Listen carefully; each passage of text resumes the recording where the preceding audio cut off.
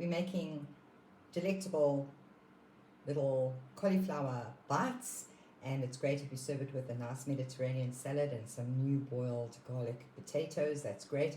It's an excellent way to get your kids to eat vegetables if they're absolutely refusing, and obviously it's absolutely delicious for adults as well.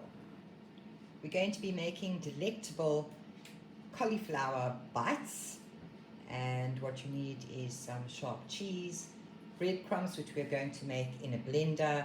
You just need to put your pieces of bread in the blender, and then we're going to blend it into crumbs.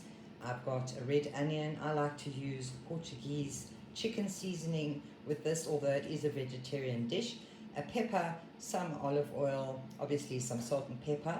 I also make this very successfully with tuna, with a can of tuna.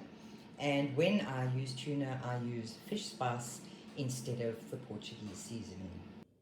I have baked the cauliflower in my air fryer, but you're welcome to boil it. If you do boil it, just make sure that you drain it. And now we're going to chop it up to add to our mix. Chop your cauliflower finely, your pepper and your onion as well, and mix your breadcrumbs and cheese together. Beat 1 egg. Now we're ready to assemble the bites.